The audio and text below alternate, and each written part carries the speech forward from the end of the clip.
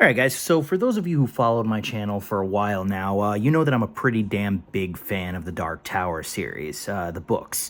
I thought that the movie was absolute blasphemy. There are several videos that I've done on it, but the series of books is not without its flaws. So, I would actually like to talk about books 1 through 7 of the Dark Tower saga. We'll start with the first book, The Gunslinger. All right.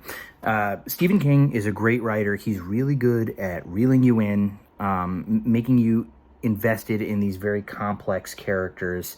The whole notion that our world, as we know it, is sort of sitting adjacent to this world where this fantasy western is happening, and that there are potential keys to our world is very creative. I mean, honestly, the way the book opens up, it starts out like your typical western. You don't really know what you're in for, and as the book goes on, it becomes more fantasy-like and more surreal, and by the time you're done with it, you cannot wait to get to the next book. I mean, it does literally everything that a first book in a series should do. Now, book number 2, The Drawing of the Three. It is a very good book, and it's also a very important book because it introduces us to our beloved quartet.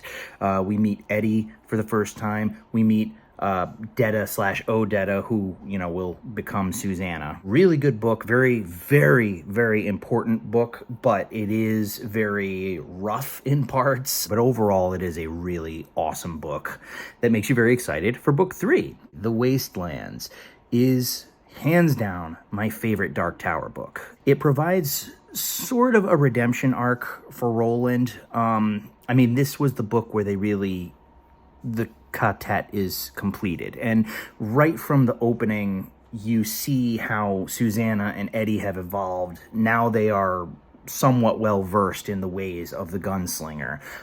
So we're really in the thick of it at the beginning of this book.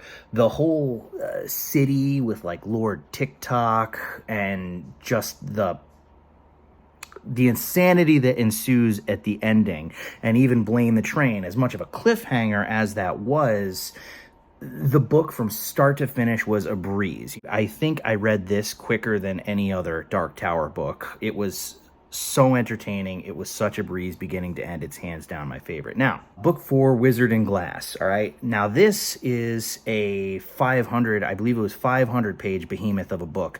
And I knew that it goes back in time and sort of explains things. So I was very apprehensive going forward into this book because I'm like, I feel like this is where I'm going to kind of like lose my, my trajectory. Like I'm going to be like, this is going to take me out of it. Not the case at all. This was my second favorite book in the series. It is very well written. First of all, the opening to the book is just epic. It wraps up everything from the last book with Blaine, and the way that they do it, it really shows you the importance of Eddie's character, like why he was meant to be part of this quartet, what his usefulness was. And it's funnily enough, it's something that always pissed Roland off. It was the perfect way to end the to end the last book and to bring you into something new. Roland's tragic backstory helps you to kind of understand why he's such a bastard. And this one was a lot more fantastical. It was a lot more fantasy based. It's also, lest I am mistaken, it's the first book to kind of allude to the idea that this story is tied to all these other Stephen King stories. So Wizard and Glass, that's my second favorite. All right. And then next we have Wolves of the Calla. Now these last 3 books start to get a little bit rough. I understand the fact that Stephen King was almost killed in that accident with the van, and his own mortality sort of dawned on him. So he was like, I need to finish this story. I get it, but in my opinion, what he should have done was sped through the last 3 stories the way he did, but not publish them. He should have basically told his wife, like, if I die, here are the last 3 books just so that it's finished. But then he should have taken years to sort of fine-tune them, okay? Wolves of the Calla is a 700-page book And right from the outset, the writing is different. The opening third of the book is fine when you're getting introduced to this family, or, when grandpere and all that, and you're hearing about the actual wolves of the Calla, this big mythos around them. And it kind of does go back to that Western aesthetic of the first book, which I very much appreciate, all right? And they meet Father Callahan, the priest from Salem's Lot. Really cool idea. And when he starts recounting what happened after Salem's Lot, I was 110% on board. I was fixated. The fact that he was a drunk and he was a failure. It was that good old school Stephen King description that I really felt it. I really felt what he was going through, the highways and hiding.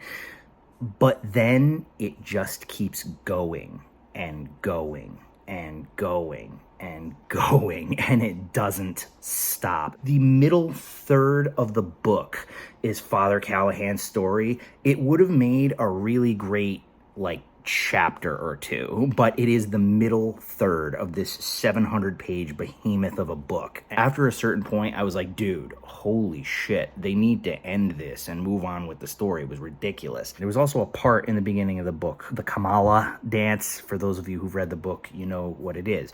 And I'm reading this, and they're describing that Roland gets up on stage and starts dancing, and the Kamala song is almost like a rap. And I'm sitting there thinking, I'm trying to envision this in my head, because every Stephen King book, he's so good with description that I can picture this in my head. And I'm like, yeah, I get that. When I heard that Roland was rapping and dancing to this weird Kamala song, I was like, there is no way that I can envision this, that this is not extremely lame. This is really corny. This would not translate to a film at all. This is awful. The other, issue is the fact that the actual showdown with the wolves, again, cool kind of fantasy Western aesthetic, but it's 20 friggin' pages. It's a 700-page book, and it's the last 20 pages.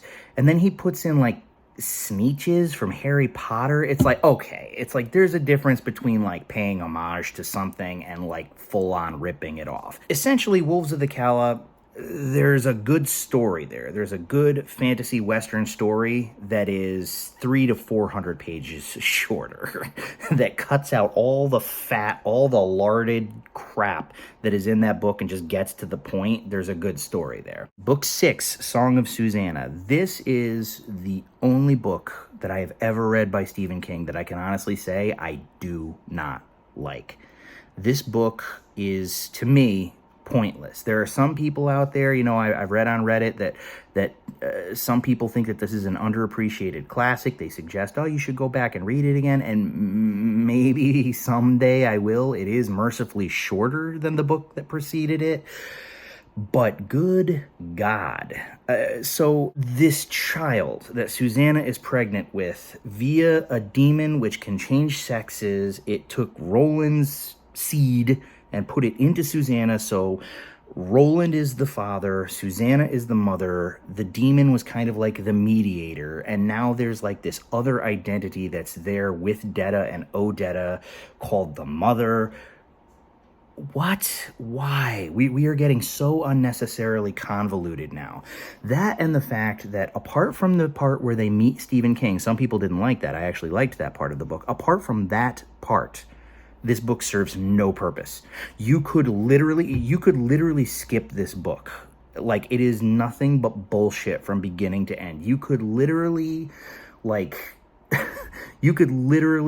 finish reading Wolves of the Calla and then skip directly to the last book, and you would have a basic sense of what is going on. It basically picks up with what you already know, that she's pregnant. Where she is, okay, you need Song of Susanna, but that's point A to point B, 500-page book. Here you go. I cannot stand that book. I hate that book. It's the only book by Stephen King that I cannot stand, and I will die by that. All right. Now we get to the last book, The Dark Tower, and it is a very long book. Don't get me wrong, but it moves. Things happen. A lot of things happen. There are a lot of events in this book. So it doesn't feel as strenuous as the last one did. It took me a while to finish this book. I'm not going to lie, because Wolves of the Calla put a dent in my trajectory, and then Song of Susanna almost like killed it. And I got like about a third of the way through the last book, and I'm like, dude, I'm exhausted. Like, you know, it opens up with a great redemption arc for Father Callahan that's very exciting, where he makes up for his failure in Salem's Lot and he faces off against all these vampires.